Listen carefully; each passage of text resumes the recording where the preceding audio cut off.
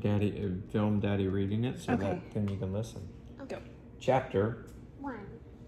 Princess Magnolia and her unicorn Frimplepants rode towards the village. Princess Sneezewort had invited them to brunch. In anticipation, Frimplepants had skipped breakfast. Brunch with Princess Sneezewort meant soft rolls with butter. Brunch with Princess Sneezewort meant cheesy omelets. Brunch with Princess Sneezewort meant heaping platters of sugar-dusted donuts. Frimplepants preferred brunch with Princess Sneezewort to anything in the world. The cafe was so close, the smell of hot bread rode the breeze. Frimplepants began to prance. And then Princess Magnolia's glitterstone ring rang. The monster alarm! Frimplepants whimpered. He did not want to fight monsters right now. He wanted to eat donuts. No time to go back to the castle, Frimplepants, Princess Magnolia whispered. To the secret cave. His tummy grumbled. Frimplepants hoped it would be a quick battle. Princess Magnolia and Frimplepants rode into the secret cave. When they came out the other side, they were the Princess in Black and her pony, Blackie. Blackie reared up on his hind legs. Look out, monsters. Never get between a hungry pony and an especially good brunch. Chapter 2. The Princess in Black felt a pit in her stomach. Perhaps she was about to meet her greatest foe yet, or perhaps she was just hungry. In anticipation of brunch, she had skipped breakfast. Duff, the goat boy, was running towards them. Help! He yelled. There are hundreds of them. It's the worst monster invasion ever. Fly, Blackie, fly, said the Princess in Black. Blackie did not fly, but he did run very fast. They galloped into the goat pasture. The Princess in Black backflipped off the saddle. The Princess in Black raised her fist in battle pose. But then the Princess in Black grinned. Bunnies! Chapter 3. Duff, the goat boy, hurried back to the goat pasture. He liked to secretly study the Princess in Black's ninja moves. He needed more practice before he could become the Goat Avenger. When he caught up, the Princess in Black was not battling Beast. The Princess in Black was making kissy faces. That was not right. The Princess in Black fought the monsters that threatened his goats. Never had she petted the monsters. Never had she made kissy faces at them. Where are the monsters? Asked the Princess in Black. Duff was out of breath from running. He pointed at the ground. Where? Asked the Princess in Black. Duff pointed some more. There were lots of bunnies to point at. I don't see anything besides these bunnies, she said. The bunnies are the monsters, said Duff. The Princess in Black laughed. Bunnies aren't monsters, but they came from Monsterland, said Duff. They hopped out of that hole, and they're eating my goat's grass. Oh, Duff, said the Princess in Black. They're cute little bunnies. What harm could they do? Chapter 4. Down in Monsterland, the bunnies had been bored and hungry. With 100 mouths, they had tasted everything. They had enjoyed monster fur, they had snacked on rock chips, they had dined on toenail clippings and lizard scales, and they were still hungry. There was a hole in the ceiling of Monsterland. An interesting smell trickled down. One brave bunny had poked its head through the hole. Grass! An ocean of green grass! I must taste it, said the bunny. The bunny munched some grass. This is yum, it said. I should tell the others. It told the others, and soon A horde of hungry bunnies had hopped up to the goat pasture. Chapter 5. Blackie's stomach squeaked with hunger. Those bunnies sure seemed to relish the grass. Blackie wondered if it was especially delicious. Blackie sniffed a deep green patch. It didn't smell like soft rolls with butter. It didn't smell like cheesy omelets or sugar-dusted donuts. Blackie closed his eyes. He imagined the grass tasting as delicious as brunch. He opened his mouth wide and took a bite. He sputtered and coughed. It hadn't tasted like donuts. It hadn't even tasted like grass. Blackie's mouth was full of dirt.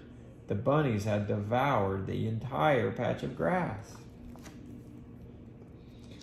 And it looked like one of them was nibbling on the end of his tail.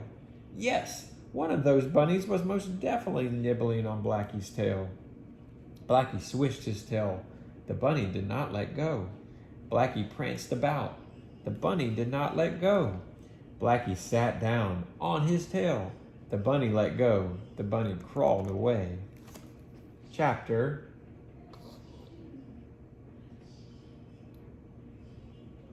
6. Okay, you need to learn.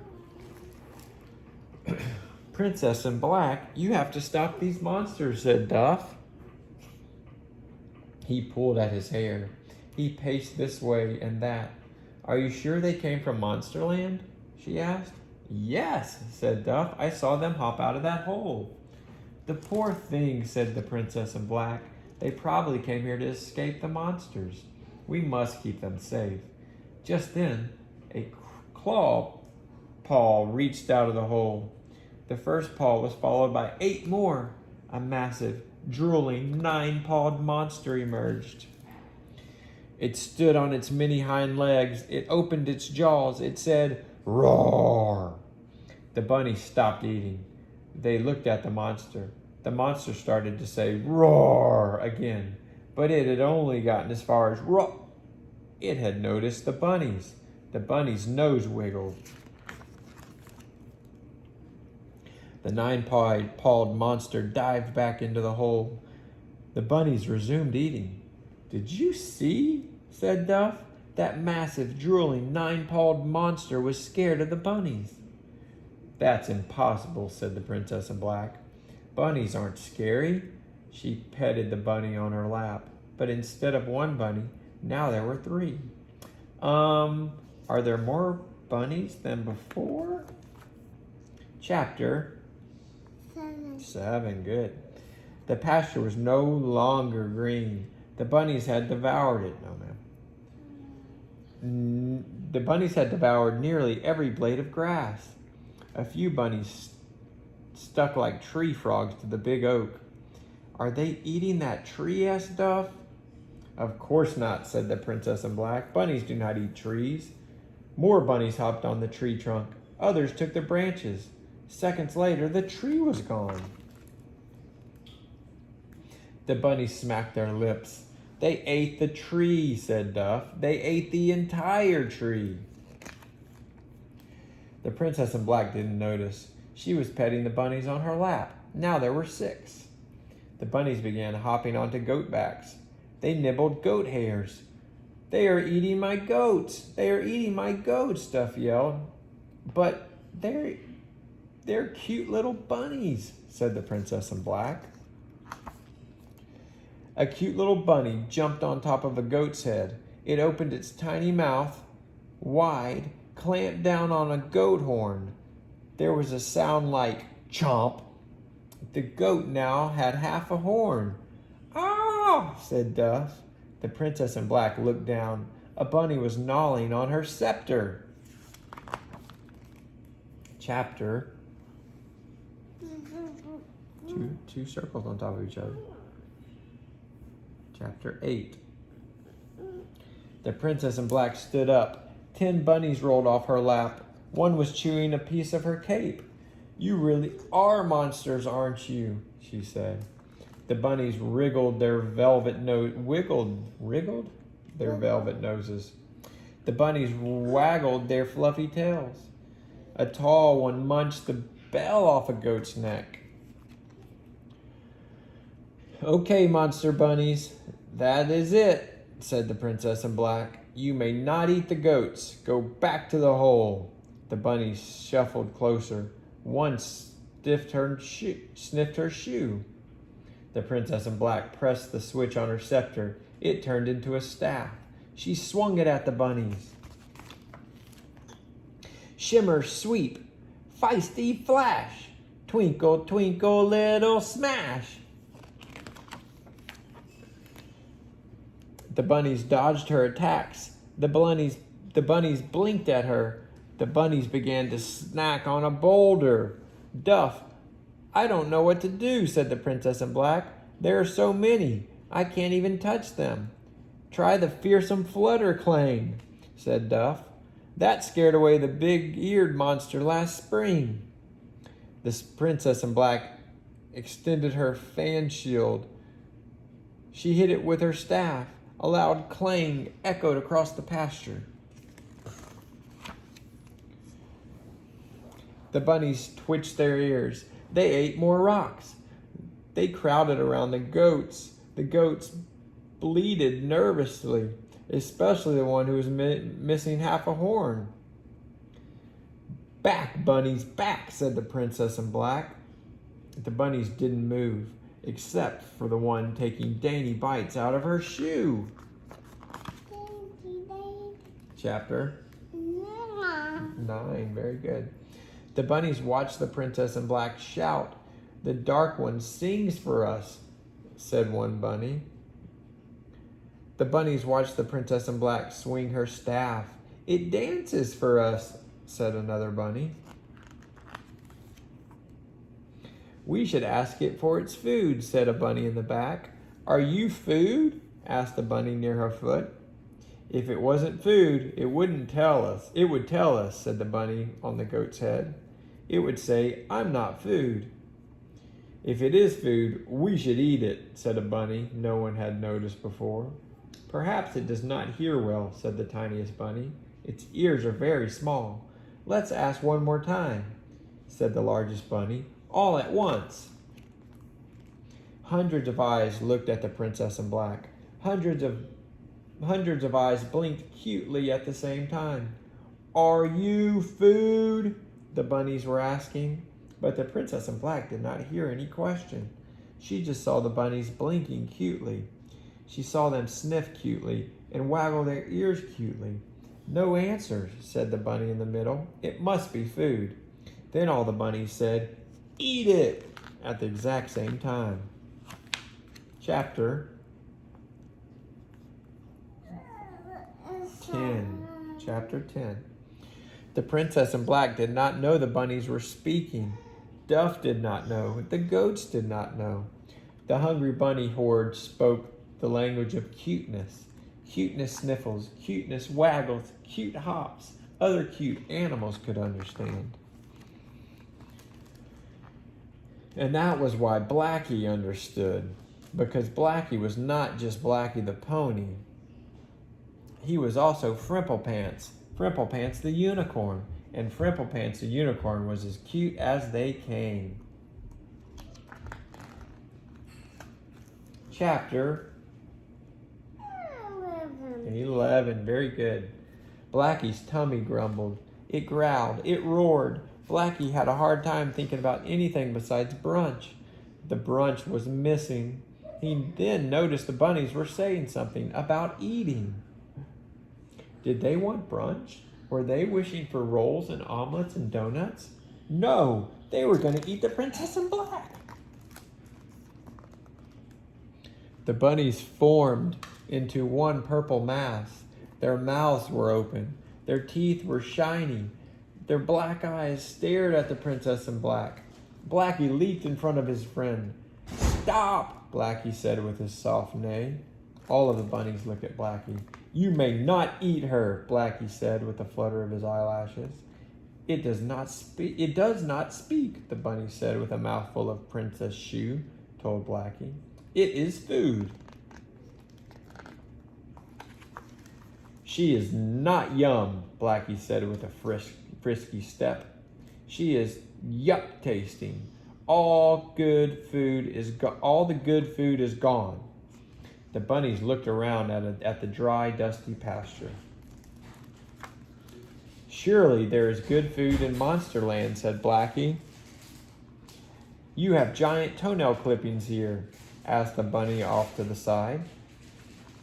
No, said Blackie. Scales? Said, you have lizard scales to eat, maybe? Asked the bunny on Duff's shoulder. No scales, said Blackie. How about monster fur? You have to have monster fur, said a fat bunny leaning against the goat. None, said Blackie. Don't toenails sound delicious? Yummy lizard scales? Tasty fur? I miss Monsterland, whimpered the smallest bunny. Me too, said hundreds of other bunnies. You should go back, said Blackie. Yes, said the monster bunnies. They stampeded into the hole. Chapter 12. Very good. Princess Sneezewort sat alone at a cafe table. There were soft rolls with butter. There were cheesy omelets. There were heaping platters of sugar-dusted donuts. There was no Princess Magnolia. There was no Frimplepants. Even Princess Sneezewort's pet pig, Sir Hogswell, had wandered off. The servers cleared the table. Brunch time was over. Princess Sneezewort sighed. She relished Princess Magnolia's friendship, but often Princess Magnolia showed up late, and often her dress was inside out. How very curious, Princess Sneezewort would say to herself. Where did Princess Magnolia go? And why did she dress in a hurry? Princess Sneezewort thought hard. She had almost figured it out, but just then someone shouted her name. It was Princess Magnolia was it Princess Magnolia with her dress inside out? No, it was the Princess in Black. She was leading a herd of goats to the village pasture. The goat boy was telling everyone that the Princess in Black and Blackie had saved his goats.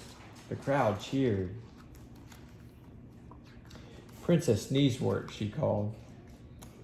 Princess Magnolia sent me to apologize. She is very sorry she could not meet you for brunch. How very curious, said Princess Sneezewort.